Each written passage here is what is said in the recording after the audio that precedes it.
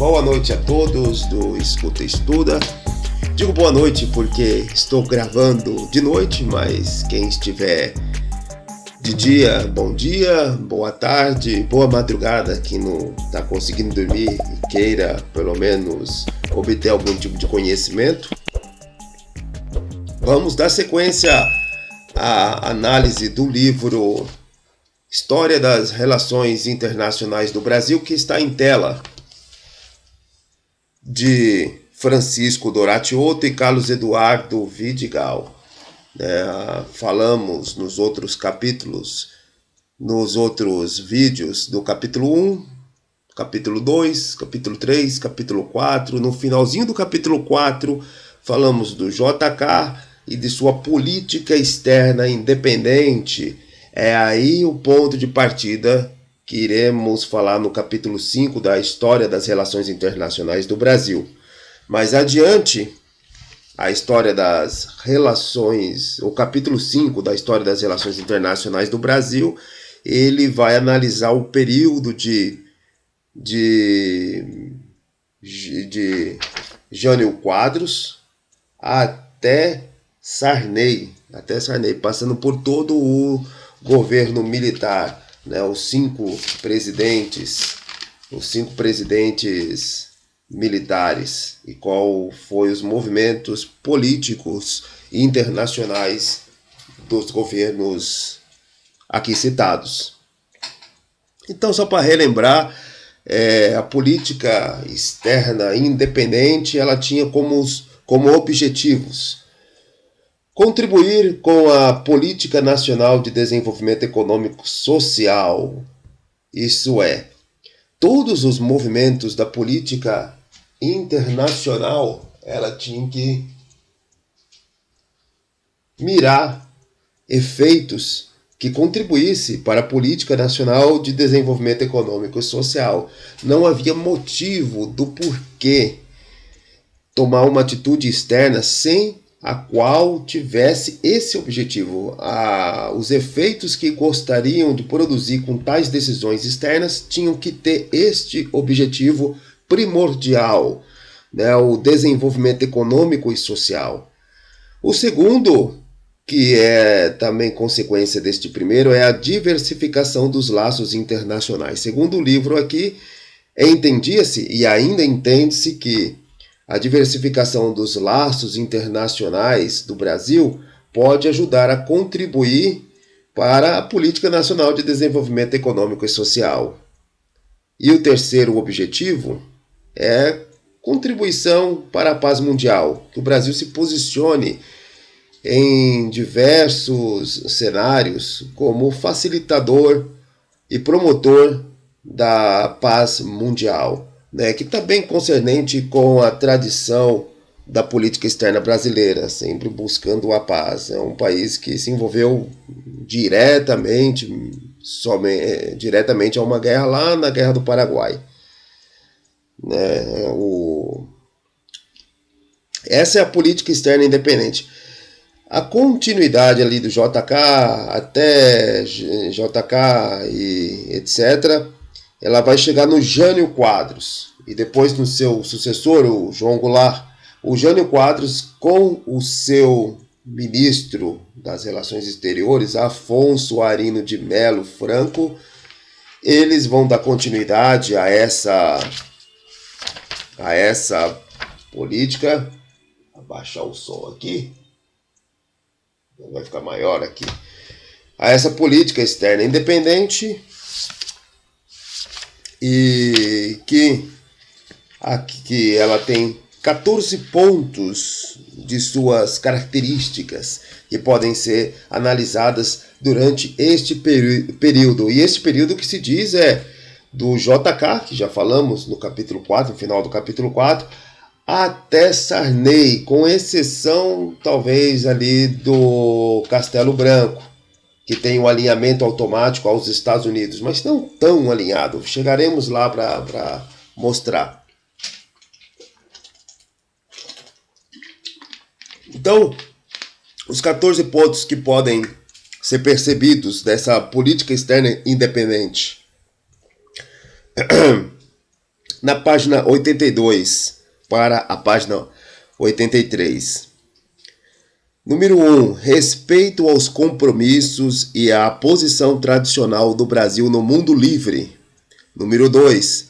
Ampliação dos contatos, inclusive os do mundo socialista. É um dos objetivos que acabamos de falar. Número 3. Contribuição constante e objetiva à redução das tensões internacionais. Também é um dos objetivos que acabamos de falar. 4. Expansão do comércio externo brasileiro. 5. Apoio decidido ao anticolonialismo. Havia logo depois da Segunda Guerra Mundial um movimento de independência de vários países. Então, havia número 5, apoio decidido ao anticolonialismo. Número 6, luta contra o subdesenvolvimento econômico.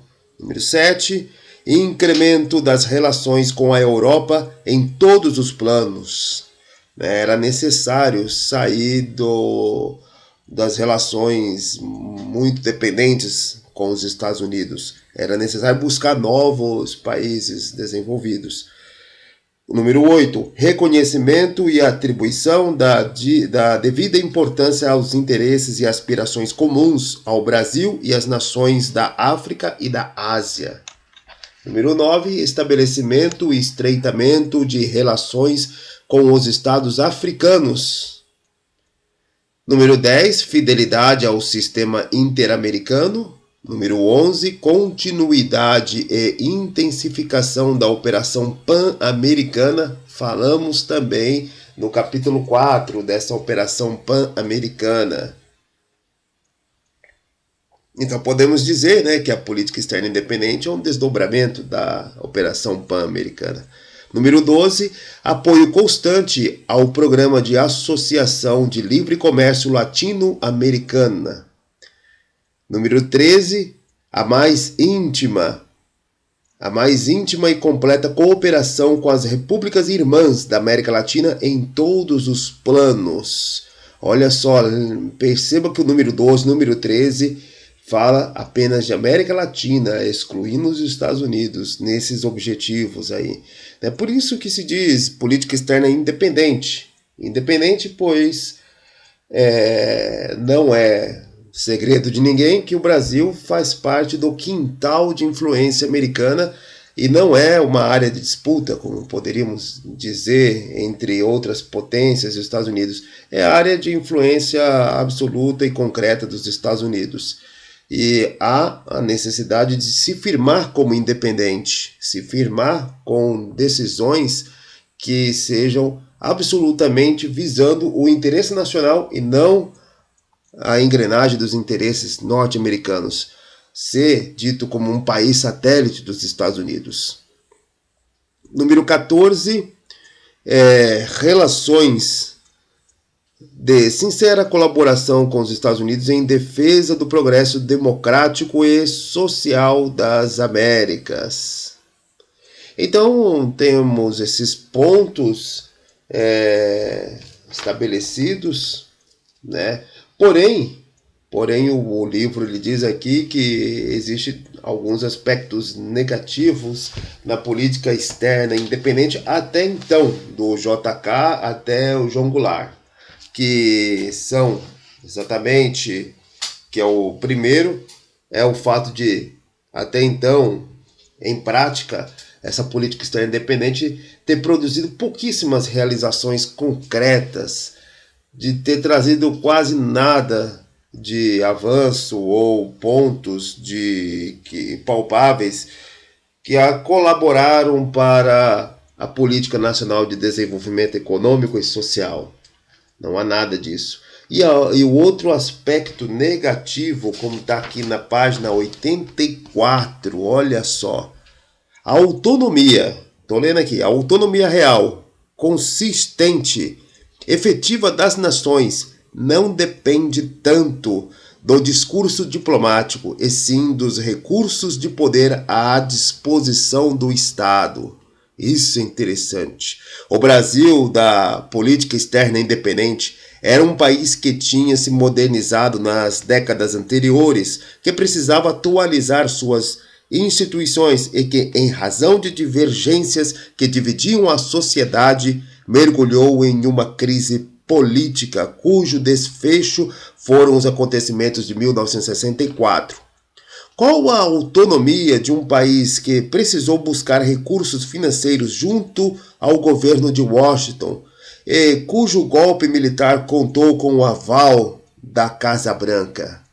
Esse questionamento, pois a política externa independente que buscava autonomia, segundo aqui a interpretação dos autores do livro, não tinha efetiva autonomia, não tinha efetiva independência devido aos recursos de poder que eram escassos para o Brasil, tanto o soft power quanto o hard power. O Brasil nunca teve hard power, talvez tenha ensaios de soft power, o poder econômico, a influência, que quer dizer, agora o poder militar bruto, aquele que é lançado quando todas as outras tentativas não dão certo, Se isso uma interpretação de Clausewitz, de Carl von Clausewitz da guerra, que diz que a guerra é a continuidade da política por outros meios. O Brasil não tem, nunca, talvez um dia terá, não sei, mas acho que não. Voltando ao ponto principal aqui. Não é a minha opinião que importa, mas sim os fatos concretos descritos no livro.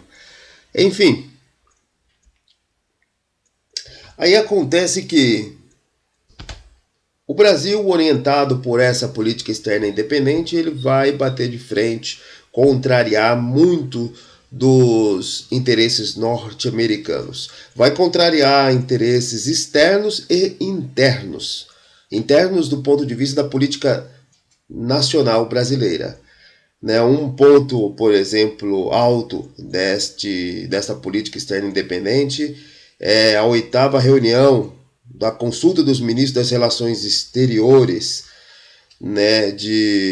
da OEA, que aconteceu aqui em 31 de janeiro de 1962, a proposta dos Estados Unidos na OEA de expulsão de Cuba, porque Cuba tinha assumido o modelo socialista e se aproximado da União Soviética. Em 59, Fidel Castro toma o poder, Estados Unidos depois tentam retomar o poder com a invasão da Baía dos Porcos. Seria um tema para outro vídeo, mas diante de todos esses problemas, um país socialista na esfera de influência, no quintal americano, então os Estados Unidos se apressou a expulsá-lo da OEA, tendo em vista que a OEA até então era a projeção de poder e dos interesses dos Estados Unidos nos países da América Latina. Como bem dito lá no capítulo 4, os Estados Unidos tratavam os países, e até hoje trata, talvez em alguns momentos não, mas existe essa impressão de que trata os países latino-americanos como grandes rebanhos, sem vontade política, sem aspiração de poder, sem orgulho nacional, com soberania limitada. Soberania limitada, verdade. A soberania vai depender, como acabamos de ler, dos recursos de poder à disposição daquele Estado. Então, dá-se essa 8ª reunião da consulta dos ministros das relações exteriores em Punta del Este, onde Argentina, Bolívia, Chile, Equador, México e Brasil se absteram ou votaram contra a expulsão de Cuba, e outros 14 países votaram a favor da exclusão de Cuba. Esses 14 países votaram por promessas de acesso a créditos dos Estados Unidos. Os Estados Unidos comprou o voto deles para que eles pudessem atender o interesse americano de expulsão de Cuba. E Cuba foi expulsa. Mas o voto brasileiro irritou os Estados Unidos. Outro ponto alto é o discurso do ministro Araújo Castro na ONU em 1963. Discurso esse que inclusive está no nosso canal. Ele está lido por menor, lido por inteiro lá, o discurso dos 3Ds, famoso na história diplomática brasileira, do Araújo Castro. Os 3D porque ele defendeu durante esse discurso o desarmamento, descolonização e desenvolvimento, né, que a ONU focasse nisso. E também não agradou os Estados Unidos. Os Estados Unidos estavam ali na corrida armamentista contra a União Soviética, corrida tecnológica, espacial, né? Não houve um agrado aos Estados Unidos. Então, externamente existe a contraposição aos interesses dos Estados Unidos por parte do Brasil. Internamente, o João Goulart ele estava propondo reformas de base, as famosas reformas de base, que eram reformas estruturais necessárias, né? Ele tinha objetivos de reformar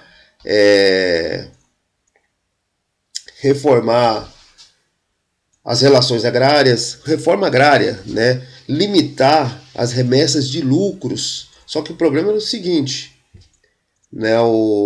As remessas de lucros atrapalhavam as multinacionais de origem norte-americana, sendo que mais de 50% delas, das multinacionais no Brasil, eram norte-americanas. Queriam a todo momento remeter os lucros para os Estados Unidos e pronto, acabou, Zé Fini. Era esse o objetivo deles, usar o trabalho e não reinvestir o capital aqui.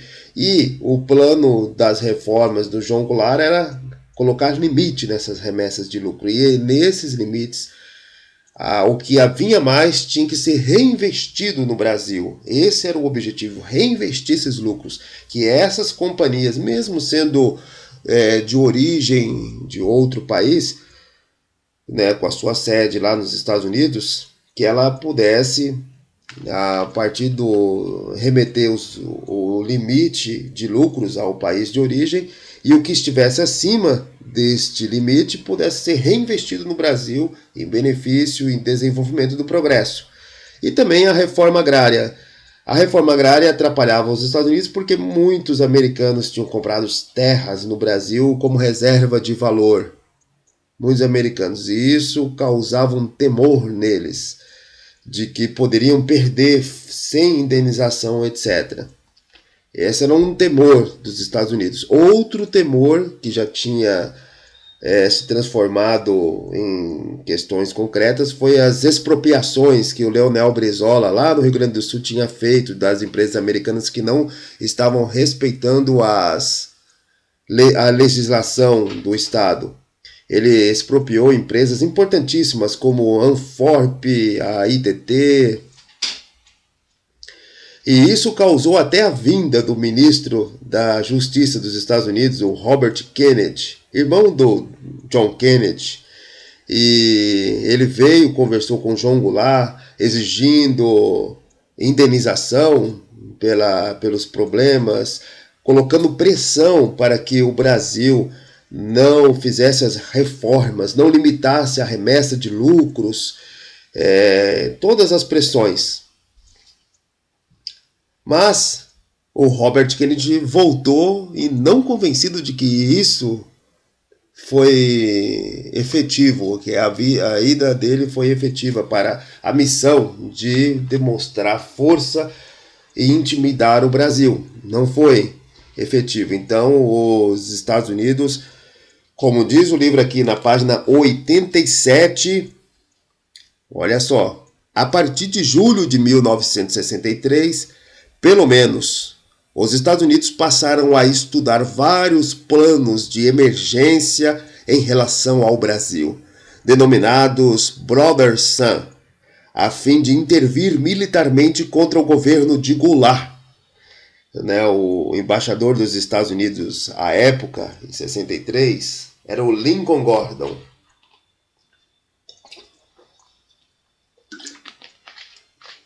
O Lincoln Gordon, depois que ele aposentou, antes de ele morrer, ele escreveu um livro chamado Uma Segunda Chance para o Brasil. Neste livro ele conta mais detalhes dessa operação aí Brother Sun, né, que é relacionada ao Brasil. Mas, resumidamente, era ações de contra-insurgência, de apoio aos setores conservadores, informações sobre as ações do lado contrário e planos, ajuda de planos para o golpe de 64, em 1º de abril de 1964, quando uma coluna saiu em direção a Brasília para tomar o poder. Segundo aqui o Lincoln Gordon, até mesmo houve um deslocamento de um submarino e um porta-aviões norte-americanos para a costa brasileira, e que os militares americanos entrariam em ação caso houvesse resistência ao golpe de 64, a tomada do poder dos setores conservadores. Se houvesse resistência, os militares americanos entrariam em ação, eles estavam em prontidão, prontos para entrar no Brasil, mas não houve a resistência esperada. Havia, sim, ali comitês de trabalhadores, ali junto com João Goulart, etc. Nada da esquerda, porque João Goulart não era socialista, mas ele seguia uma linha de defender profundamente o interesse nacional. Né? Por isso da reforma agrária, do limite de remessas de lucro, etc. Só que na cabeça dos militares ele era socialista, ele estava permitindo que o socialismo entrasse. E havia comitês, várias pessoas nesses comitês, mas esses comitês que poderiam ser o ponto de reação à tomada do poder por parte dos militares não se concretizou, não reagiu, e 1º de abril de 1964 os tanques estiveram nas ruas e tomaram o poder em 1964. E é claro, os Estados Unidos são os primeiros a reconhecer o novo governo e, além disso, viabilizaram ajuda econômica ao governo do Castelo Branco em 64 e 67. Eles viabilizaram ajudas. Só que, em contrapartida, o governo do Humberto Castelo Branco, ele retirou a lei de limite de remessas de lucro, que tinha sido efetivada nas reformas, e não fez a reforma agrária.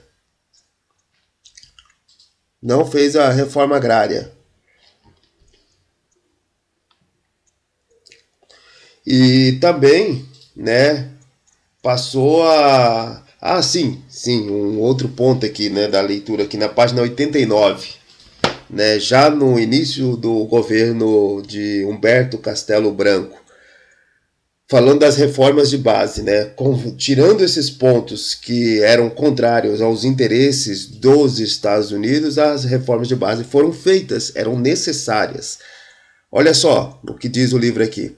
As reformas de base propostas pelo presidente João Goulart revolveram as águas profundas da estrutura do poder do país que, ao se misturarem à maré montante da crise política e econômica do início da década de 60, emergiram na superfície do mar para quebrar na praia como ruptura institucional em 31 de março de 1º de abril de 31 ou 1º de abril de 1964, quando ele fala aqui do pacote, e que nesse pacote tinha pontos que eram divergentes dos interesses dos Estados Unidos no Brasil. Aí diz, as reformas eram, no entanto, necessárias, e o regime militar não tardou em promovê-las, ainda que com base em outra perspectiva e também outra narrativa. O governo Castelo Branco estabeleceu como prioridade o combate à inflação e o equilíbrio nas contas externas, mas não abandonou o desenvolvimento como vetor da política exterior brasileira, obviamente sem contrariar os interesses dos Estados Unidos internamente.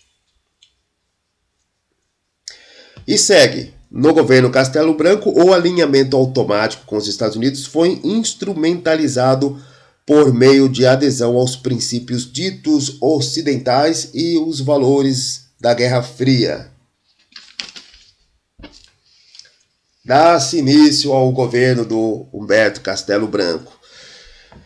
E no campo internacional, este governo do Humberto Castelo Branco, ele teve ações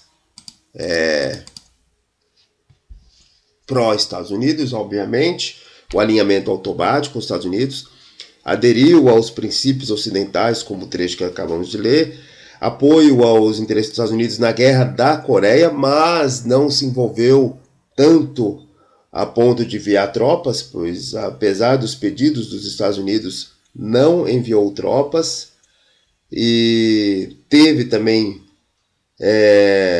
apoio dos Estados Unidos. Agora, com o envio de tropas na República Dominicana, havia lá um problema em relação à esquerda subindo ao poder na República Dominicana através dos militares de lá, e diante disso, a OEA, por isso que se diz uma projeção dos interesses dos Estados Unidos até aquele momento, a OEA, ela aprova a FIP, né? A FIP que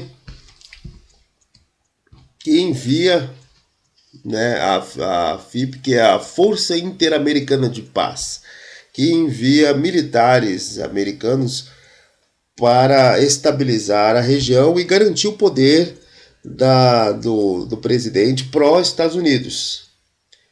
E em substituição à FIP, pois os Estados Unidos estava envolvido na guerra do Vietnã, precisava enviar soldados para lá para desafogar essa necessidade, o Brasil envia 1.100 homens na chamada FAIBRAS, que era comandada pelo general Hugo Penasco Alvim. É isso mesmo, Hugo Penasco Alvim enviou 1.100 homens. Obviamente que os outros países viram o Brasil com uma desconfiança como um instrumento dos Estados Unidos até então, como uma projeção, um país satélite, né, a serviço dos interesses dos Estados Unidos. É claro, mas esse alinhamento não foi absolutamente completo, não. Não foi completo porque em 1966 o Castelo Branco ele se aproximou dos países do leste europeu, incluindo a União Soviética, né, seguindo aquela premissa da política econômica, da política externa independente, de diversificação dos laços internacionais. Ele não seguiu o desenvolvimento, pois se alinhou completamente aos Estados Unidos, mas seguiu a diversificação, incluindo os países do leste europeu e a União Soviética. Né, aqui, cadê? Vamos lá. Teve até aqui a comissão mista. Olha só. A novidade, ainda no Castelo Branco, a novidade foi a busca de intercâmbio comercial com os países do leste europeu, como evidenciado na viagem do ministro do Planejamento, Roberto Campos, à União Soviética em setembro de 1965, na qual teve lugar a primeira reunião da Comissão Mista Brasil-União Soviética. Vamos lá, vamos. Agora, não houve uma ruptura com relação aos países do entorno do Brasil. O Brasil, a sua política externa na América do Sul, sempre se pautou por dois eixos. O eixo da Bacia Amazônica e o eixo da Bacia do Prata. né, os países que estão ali em volta da Bacia do Prata e os países que estão em volta da Bacia Amazônica. São os dois eixos em relação à política externa brasileira na América do Sul. Em 1966, o Castelo Branco ele continuou seguindo uma política de aproximação dos países, tanto da Bacia Amazônica, tanto da Bacia do Prata. Segue-se o segundo governo militar, o Costa e Silva, de 1967 a 1969, e ele já não tem um alinhamento automático com os Estados Unidos. Mas não é uma contrariedade também, né? Não é como uma contrariedade absoluta, né? O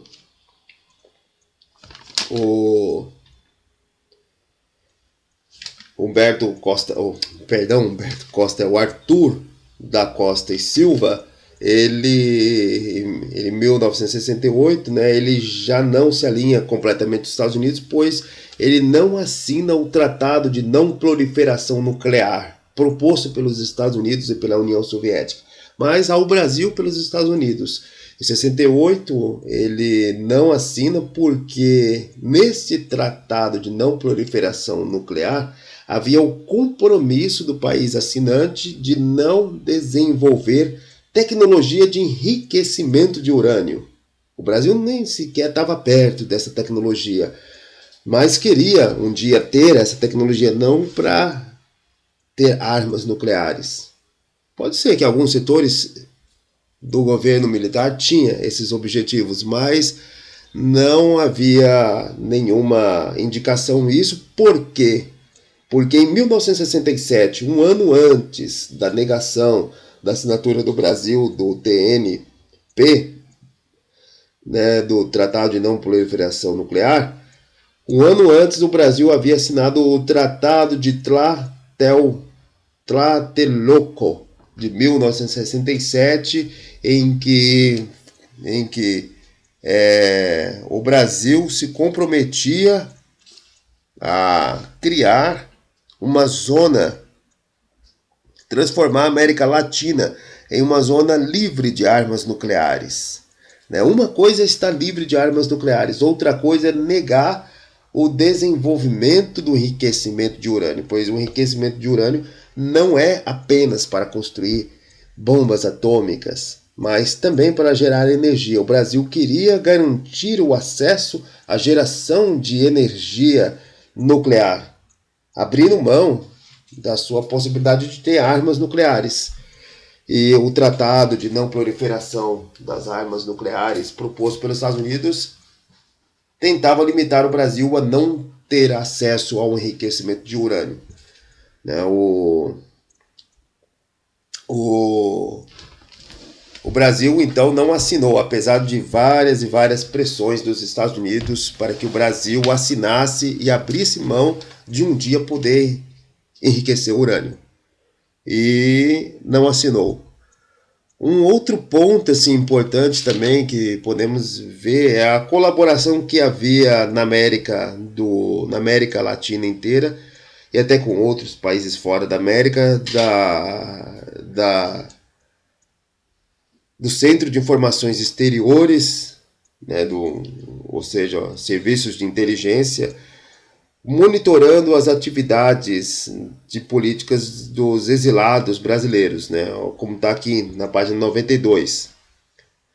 Poucos autores têm estabelecido nexo entre o regime militar, a política exterior e o contexto repressivo regional.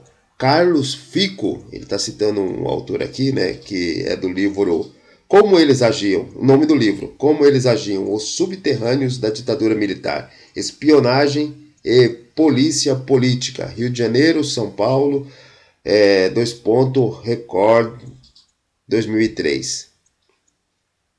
Continuando aqui, Carlos Fico identificou um importante papel desempenhado pelo Centro de Informação do Exterior, o CIEX, na cooperação regional em torno da repressão política. Desde 1964, o Itamaraty, por meio dos adidos militares, acompanhava detidamente a situação dos exilados brasileiros, particularmente as atividades políticas de João Goulart e de Leonel Brizola. Leonel Brizola, lá, lá, lá, lá, lá, Brizola, tinha propaganda do Leonel Brizola. Interessante. E com efeito, desde 1965, as atividades de inteligência foram sistematizadas e ampliadas, além de Montevidéu, para as embaixadas de Buenos Aires, Santiago, Lisboa, Argel, Paris e Praga. Dessa maneira, as atividades repressivas, de acordo com os parâmetros da Guerra Fria e com a colaboração dos Estados Unidos, e juntamente com eles, alimentavam muitas vezes dúvidas sobre o discurso brasileiro em política exterior, a defesa da liberdade, né, alimentava essas dúvidas pela repressão, inclusive fora, né, das suas fronteiras.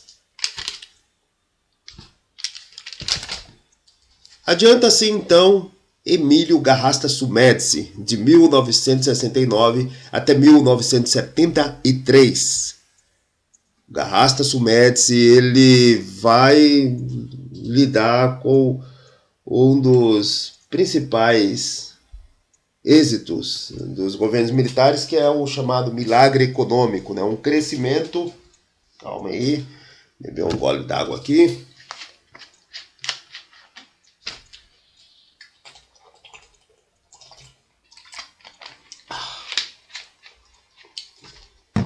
Crescimento de 11% ao ano. O crescimento, nós tínhamos lá o Delfim Neto, quando a população perguntava do porquê ela não estava sendo beneficiada por esse crescimento, aí dizia que tinha que esperar o bolo crescer para depois dividir. Né? Só que muitos brasileiros não ganharam nenhum pedaço de bolo, né, nessa metáfora aí. Mas enfim, né, o Garrastazu Médici, ele dá continuidade ao desenvolvimento, ele combate as guerrilhas de esquerda internamente, tem o seu ministro da Economia, o ministro da Fazenda, o Delfim Neto, que acabei de citar aqui. Né? O modelo principal deste crescimento econômico é na exportação de grãos e não na exportação de manufatura. Este que é um ponto que concentrou renda, segundo alguns analistas, não neste livro, já li outros livros que dizem que a agroindústria, ela, apesar de ser necessária para a segurança alimentar daquele povo, ela é concentradora de renda, porque ela não exige desenvolvimento tecnológico, ela não necessita. É claro que sim, ela exige sim, alguma medida sim, mas não a quantidade que as manufaturas exigem. E olha só, página 93, vamos lá, olha aqui, cadê a página 93?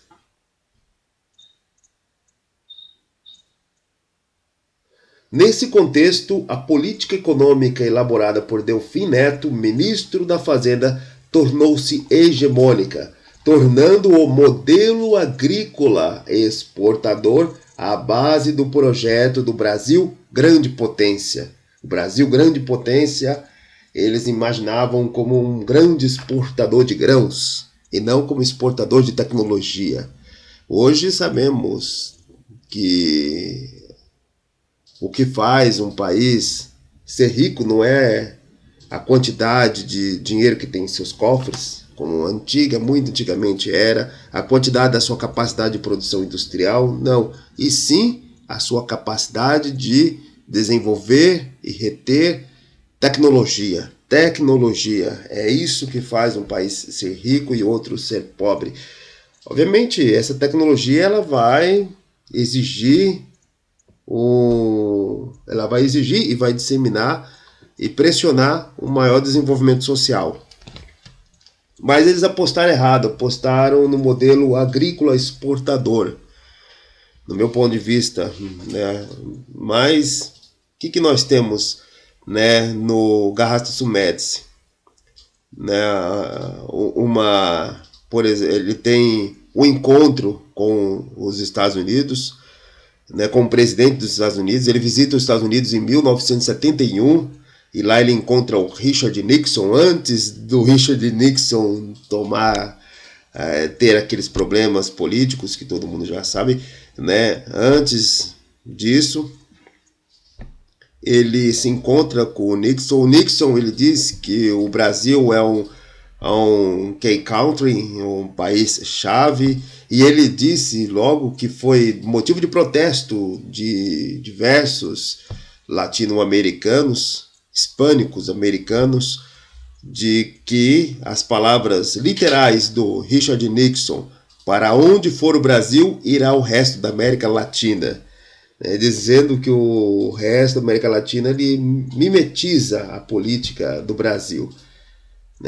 Nesse inteirinho houve protestos, né, de Argentina, México, Brasil. Não se sabe se foi uma impressão, uma assessoria do secretário exterior, de todos os outros, tal como Henry Kissinger, que já disse isso também, que na América do Sul o Brasil é o país-chave. É óbvio, por questões do tamanho, geopolítica, o Brasil realmente é o país-chave, mas não se sabe se foi assessoria ou se foi uma tentativa de colocar os outros países contra o Brasil.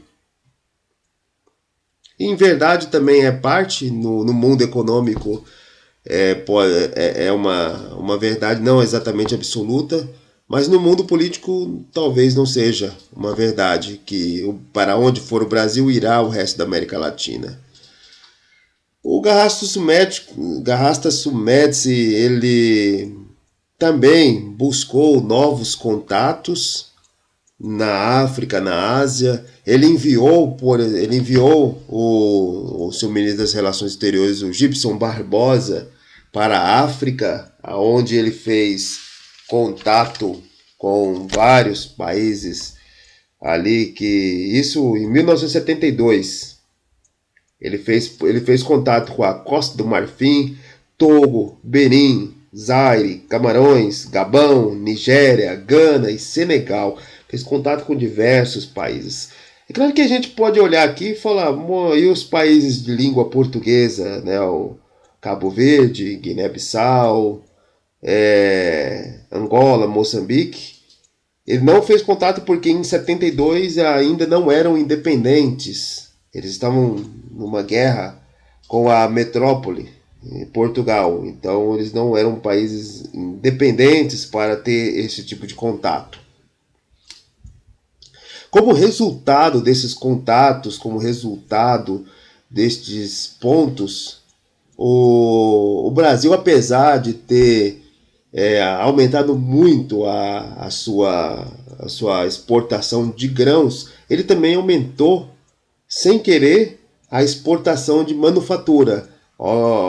Essa manufatura, é claro, não foi para os Estados Unidos, não foi para a Europa, foi para a África, Oriente Médio e Ásia, que compraram essas manufaturas. Argentina também, mas houve esse crescimento, abaixo do crescimento dos grãos, mas houve esse crescimento, e nestes lugares, na África, no Oriente Médio e na Ásia, começou a incomodar a exportação de manufaturas dos Estados Unidos.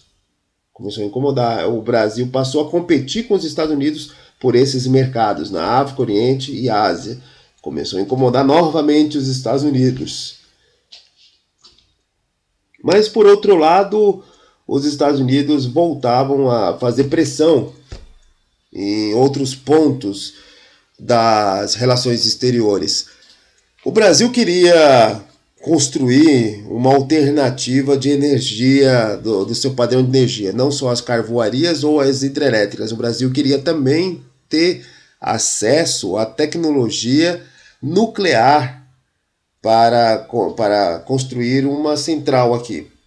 E o Garrasta Sumedzi começou ali no finalzinho do seu governo a ter conversações para construir a Angra 1 de energia nuclear. E o acordo que estava se fechando com os Estados Unidos é que os Estados Unidos enriqueceriam o urânio, iriam enriquecer o urânio, os Estados Unidos, trazer o urânio enriquecido para o Brasil e iria colocar na Angra 1. Os Estados Unidos iria construir a Angra 1.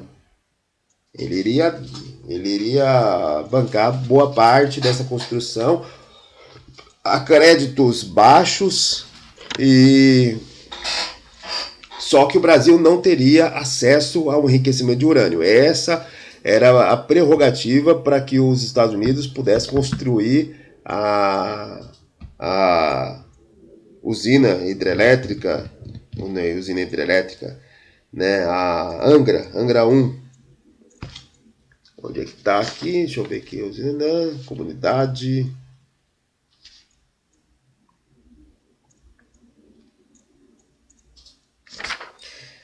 Então, né, os Estados Unidos, ele colocou esta imposição de que o Brasil não poderia mexer com o enriquecimento de urânio, né? É muito perigoso, o Brasil não pode de jeito nenhum ter acesso a essa tecnologia. É uma coisa óbvia, né? O Brasil faz parte do quintal americano, não é uma área de disputa, é uma área em que a União Soviética não tinha influência forte o suficiente para chegar ao poder dentro do Brasil, como aconteceu em Cuba, não tinha essa capacidade. E o único temor dos Estados Unidos é que o Brasil se transformasse num competidor ao poder americano na América do Sul. Então, para que isso não acontecesse, era necessário deixar o Brasil longe das tecnologias sensíveis, principalmente enriquecimento de urânio. Então, diante destes problemas, dessa discussão, não chegaram a um acordo nenhum e entrou no governo Ernesto Geisel. Ernesto Geisel já tinha um pensamento diferente do Médici. Ernesto Geisel, de 74 a 79, ele acreditava que este acordo do Brasil com os Estados Unidos, ele deveria, se fosse ocorrer, deveria ocorrer com transferência de tecnologia. O problema é que os Estados Unidos nunca transferiu tecnologia para o Brasil. Já transferiu tecnologia para a Índia, né, para tentar criar um contraponto à China e à União Soviética. Né, mas nunca transferiu tecnologia, pelos motivos que acabamos de tratar. O Brasil está na esfera de influência americana e não pode sair do controle, ele não pode escapar à coleira, né, ele não pode escapar. Né, ter acesso a essas tecnologias seria escapar da coleira que é segurada pelos Estados Unidos. E o Ernesto Geisel, então, ele retoma essas discussões,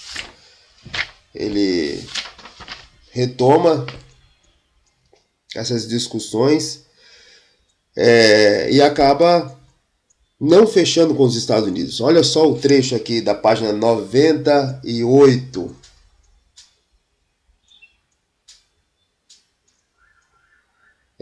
Página 98 é essa aqui mesmo, né?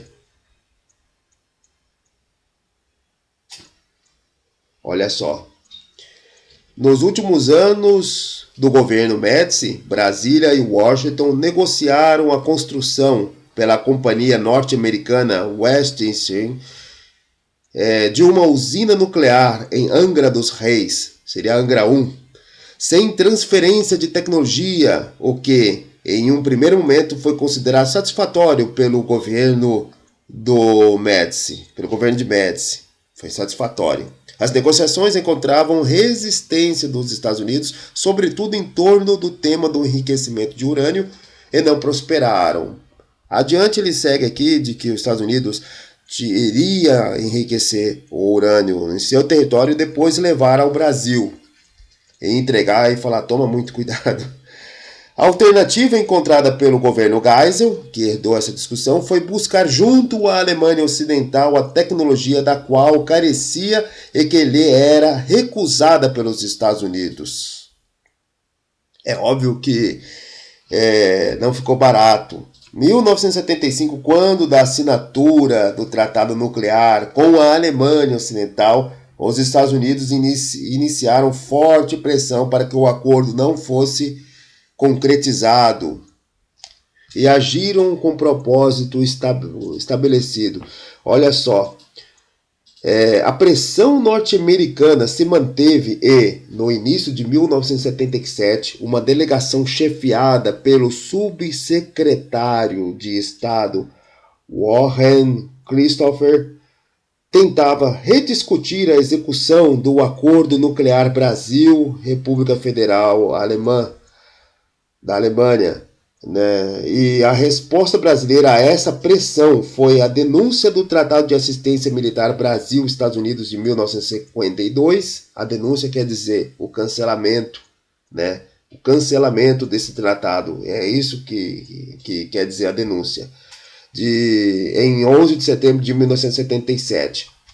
No capítulo 4, a gente disse sobre esse tratado militar de assistência recíproca Brasil e Estados Unidos. Esse tratado ele era o envio de armamentos sucateados de segunda mão, já utilizados pelos Estados Unidos, para o Brasil. Isso em 52, né, lá no governo do Getúlio Vargas, que na época era vantajoso para o Brasil, pois não tinha dinheiro o suficiente para ter acesso a esses bens. Mas a partir de um tempo já não era tão necessário e caiu em desuso este acordo de assistência recíproca. E a pressão que os Estados Unidos estavam fazendo para que a Alemanha não fechasse o acordo nuclear com o Brasil, não transferisse tecnologia de enriquecimento de urânio, essa pressão levou ao Ernesto Geisel a denunciar o Tratado de Assistência e rompê-lo, né? O Brasil, então, buscava mais autonomia, como está escrito aqui. O Brasil buscava mais autonomia estratégica, amparada em parte no domínio da tecnologia nuclear. E não para por aí o que profundamente irritou os Estados Unidos, o que Ernesto Geisel irritou. Olha cá, olha aqui. Em meados de 1974, o governo Geisel criou o Programa Nacional para Exportação de Material de Emprego Militar, o PNEMEM, elaborado pelo Conselho de Segurança Nacional, programa que chegou a apresentar resultados bastante satisfatórios ao final daquela década. Ou seja, em poucos anos, o Brasil passou a ser um dos maiores exportadores de armas dos Estados Unidos. E armas é o quê? Manufatura. Entre os clientes do Brasil, além dos países africanos e do Oriente Médio, estavam alguns dos nossos vizinhos, como o Chile, principalmente após o golpe de 73. A autonomia brasileira, portanto, articulava o setor energético e a indústria bélica, ou seja, manufatura, além de estar presente em iniciativas de outra natureza, como a diplomática e a econômica, no sentido amplo. Eu lembro até de um documentário, não está aqui citado no livro, mas um documentário do Tanque Osório, que chegou a participar da concorrência para o governo do Egito, onde ele teve, esse Tanque Osório teve um desempenho em campo melhor do que o Abraham, que era o tanque dos Estados Unidos, né? Já o Abraham, né, um herói, um presidente, o Abraham Lincoln, né, norte-americano, e tem o Osório, do general brasileiro. Então, além de outros tanques, né, mas que eu lembro, acho que nesse documentário, deve ter no YouTube, que falava da competição desses tanques, demonstrando as suas capacidades para fornecer ao governo do Egito. E o ganhador, acho que foi o tanque alemão, aí em segundo lugar o tanque brasileiro, em quarto lugar o tanque, não lembro direito, mas acho que era algo assim. Mas eu sei que o tanque Osório teve um desempenho muito melhor do que o dos Estados Unidos. Porém, com pressão diplomática, cortando algumas linhas de crédito ao Egito, o governo egípcio foi forçado a comprar os tanques dos Estados Unidos. Isso irritou profundamente os Estados Unidos, novamente, né? Não a questão do tanque, mas voltando à questão do desenvolvimento da indústria bélica brasileira e o Brasil ter sido um dos maiores exportadores de armas em 79, né, no final do governo Geisel. É claro, irritou. Outras coisas que irritaram os Estados Unidos. O reconhecimento de Angola em Moçambique. Em 74, depois do Portugal ter se retirado na Revolução das Flores lá e ter se retirado de Angola, Moçambique, Cabo Verde, Guiné-Bissau, né? Houve o reconhecimento por parte do governo brasileiro de Angola e Moçambique. O problema é que os Estados Unidos não queria o reconhecimento desses países devido ao lado socialista que estava controlando esse país, né? Em Angola tínhamos o Agostinho Neto, que tinha tomado o poder, e em Moçambique o Samora Machel, socialistas, de orientação socialistas. E este reconhecimento da independência desses países, língua portuguesa, se deu por uma aliança, um acordo de reestruturação depois da guerra, a destruição da infraestrutura desses países na guerra da independência com Portugal. É engraçado que Portugal ele caiu na chamada síndrome do Vietnã, né? As baixas em Portugal foram sentidas pela população portuguesa que iniciou a revolução e retirou o país da guerra, dando espaço aos angolanos e moçambicanos, mas é claro, teve o desempenho desses guerrilheiros para a tomada, né, do país e o grito de independência deles. Porém, Portugal se retirou. A síndrome do Vietnã aconteceu. Eles falam Vietnã português. É só um parênteses. Mas, pelo lado brasileiro, houve o reconhecimento de Angola e Moçambique. E logo em seguida, o Geisel fez um acordo de reconstrução com transferência, trocas de tecnologia na área de construção civil, com nada mais, nada menos que a União Soviética. Aí acabou de irritar, foi a gota d'água contra os Estados Unidos. Mas não foi a gota d'água. A gota d'água, os Estados Unidos, ele ainda suportou o voto do Brasil contrário ao sionismo. O sionismo é aquela ideologia de que os judeus devem ir para a terra prometida, porque senão o Messias não chegaria, né, na tradição judaica. E esse sionismo estava aumentando os territórios de Israel, né, com novos assentamentos, inclusive fora das fronteiras estabelecidas de Israel, aumentando o país. E havia na ONU a proposta por parte dos países árabes de condenar o sionismo como uma parte de preconceito. E o Brasil votou favorável a condenar o sionismo.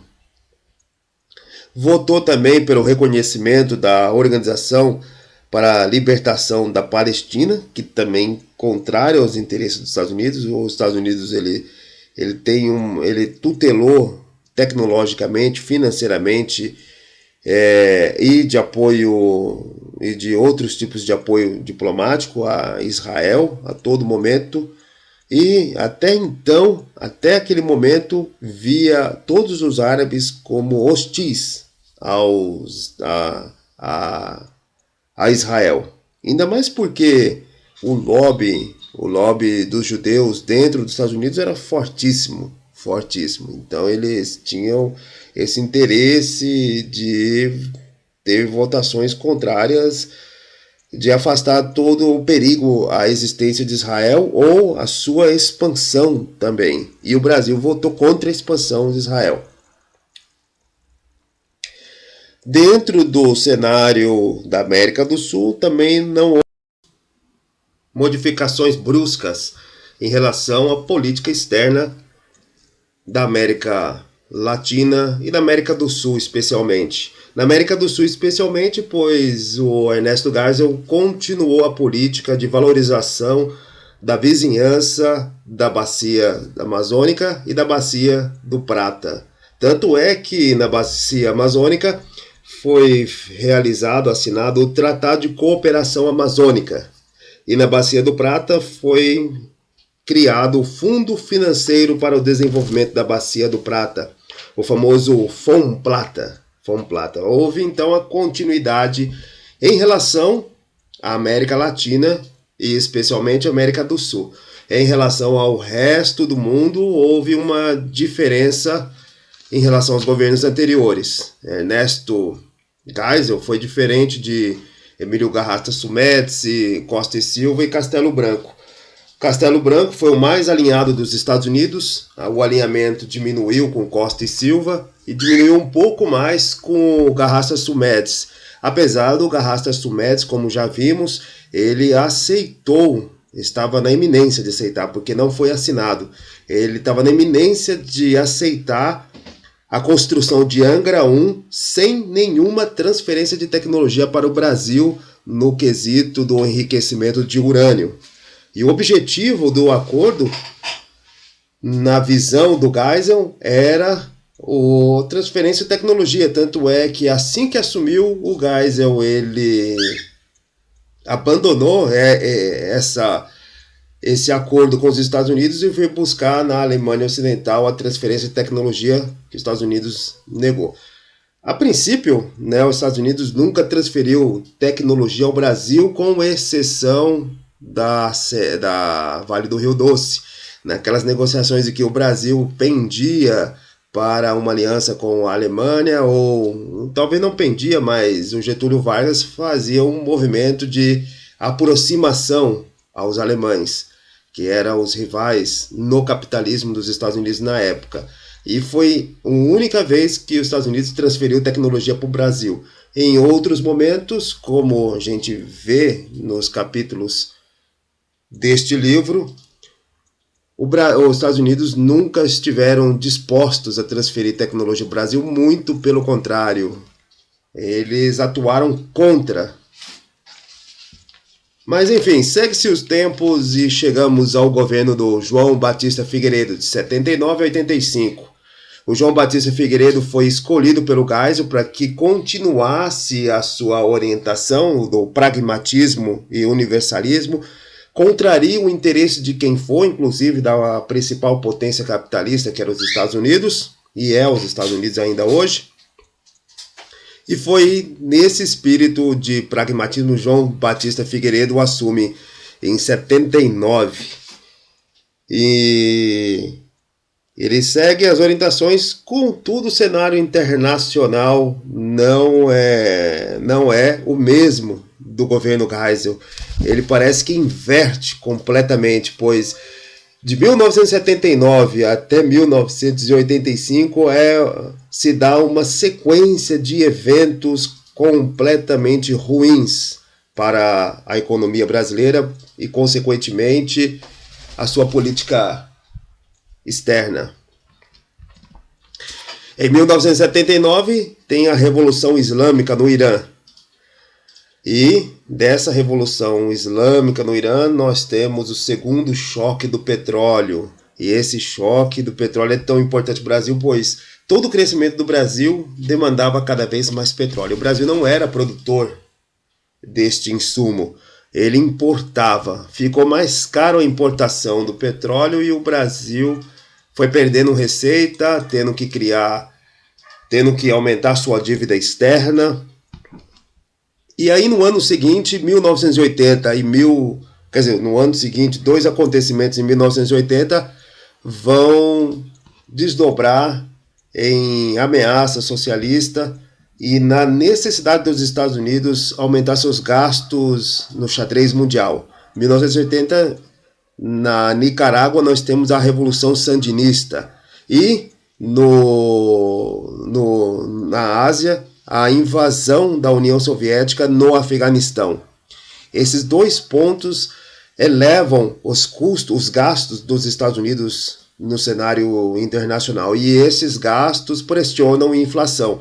E o que acontece no ano seguinte, 1981, é a elevação dos juros do Banco Central dos Estados Unidos, que tem o objetivo de conter a inflação interna dos Estados Unidos. Mas, como consequência, toda a dívida dos países emergentes estava baseada no dólar, e a dívida externa desses países aumentam significativamente. No ano seguinte, 1982, o México não consegue pagar e dá uma moratória do México, né? E isso vai criar problemas seríssimos nas outras economias, principalmente de credibilidade, como a economia brasileira.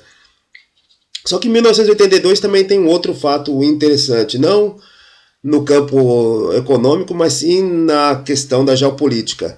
Em 1982, a junta militar que governava a Argentina, ela achou que estava no momento certo de retomar as Malvinas.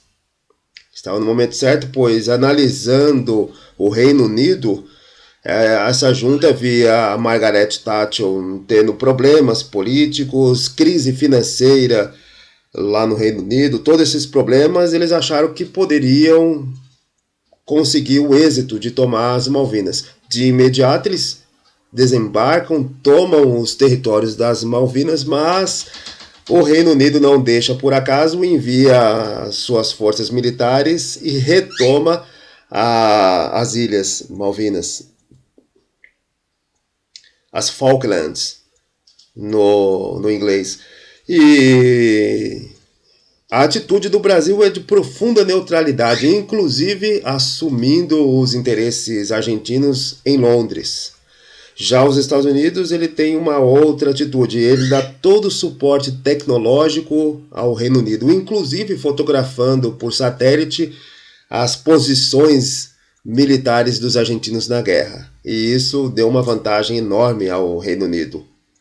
Mas o Brasil, ao assumir os interesses argentinos em Londres, ao não permitir com que seu território fosse utilizado como ponto de partida para ataque à Argentina, a não permitir com que o Brasil seja usado de qualquer forma nesta guerra, ele ganhou a confiança dos argentinos, adquiriu a confiança que depois ela foi refletida nos acordos que vão desaguar lá no Mercosul. No nosso áudio sobre o Mercosul tem todos esses detalhes. Só que, no ano seguinte, 1983, o efeito da elevação dos juros nos Estados Unidos, lá em 1981, faz-se sentir no Brasil. A dívida externa chega a 70 bilhões de dólares. E o Brasil tem que recorrer ao FMI, que invariavelmente em todos esses casos ele impõe as 3 principais medidas para emprestar dinheiro aos países que estão em dificuldade, que são elevação dos juros, corte de despesas e corte dos programas sociais. Obviamente o Brasil tem que fazer isso. Em 1984, o Figueiredo ele visita a China para criar programas de cooperação tecnológica. A China comunista é visitada, programas de transferência, inclusive a transferência de tecnologia na construção de satélites vem daí. Obviamente os Estados Unidos não gostou dessa atitude, mas o Brasil estava em uma situação econômica muito deplorável, havia grandes problemas e não se apostou que essa transferência de tecnologia podia chegar muito longe.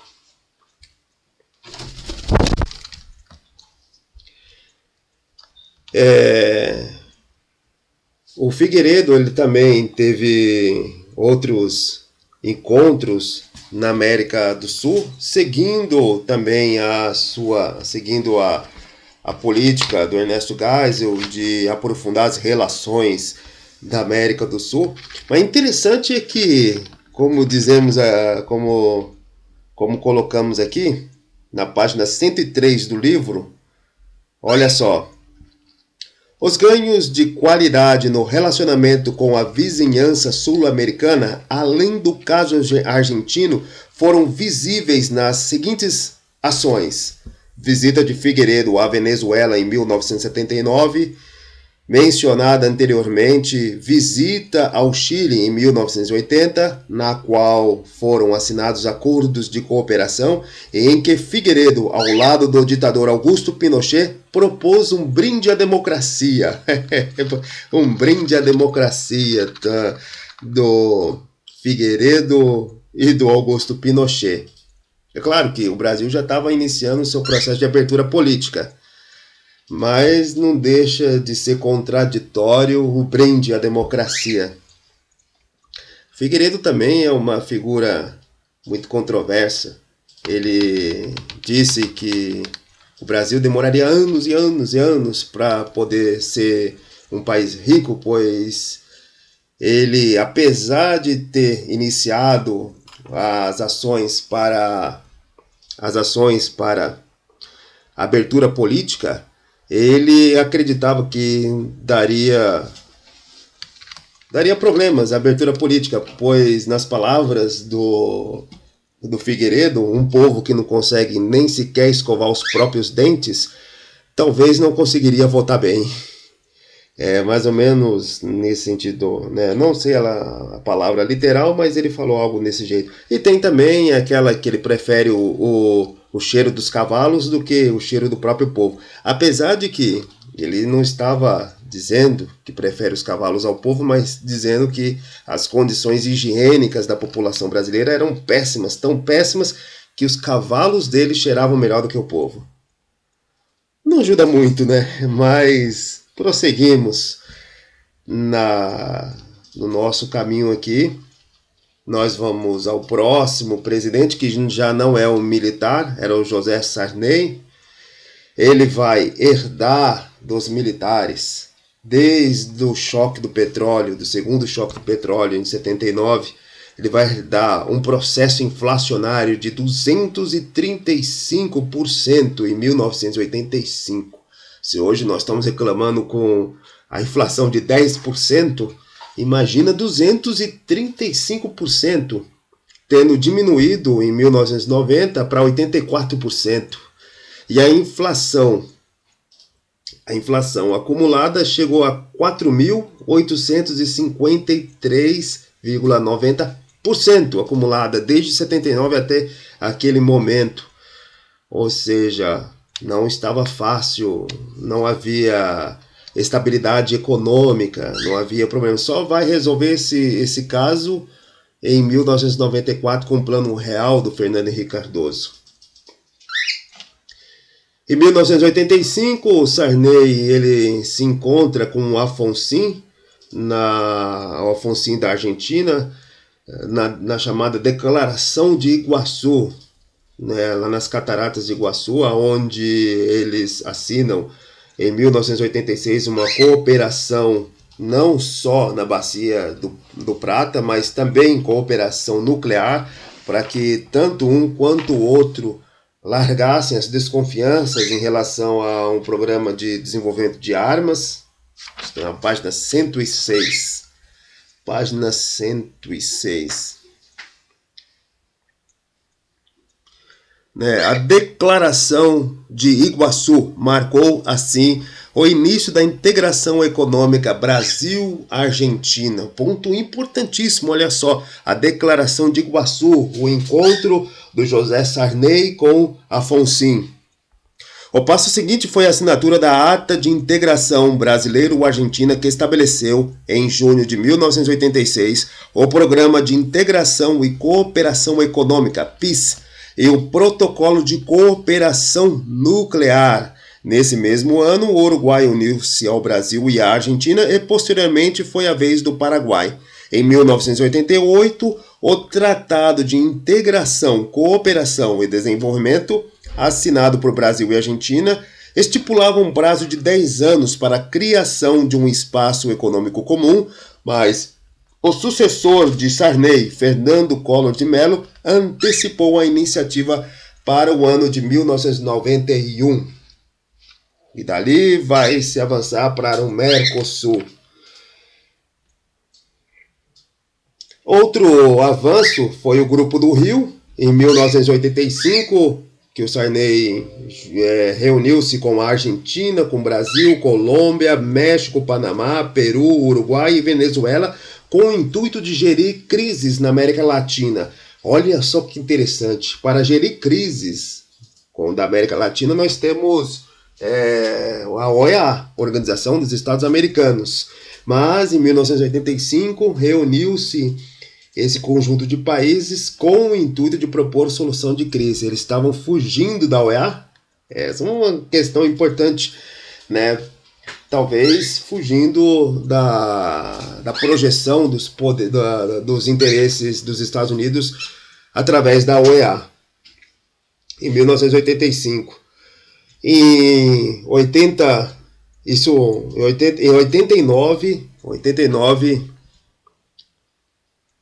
me perdi aqui, mas vamos lá, né? Em 1980, a calopsita, o Pacu está cantando aqui, mas vamos lá. 1989, mas vou cortar essa parte.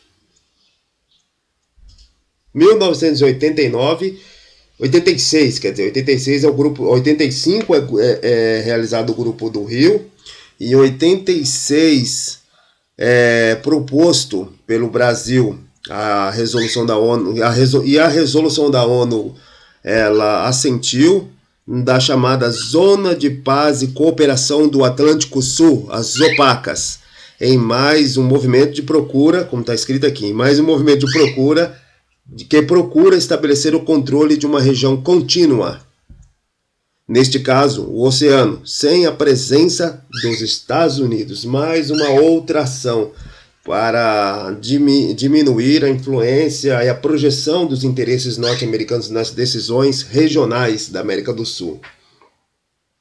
Em 1989, nós temos a primeira cúpula da CPLP, a Comunidade dos Países de Língua Portuguesa.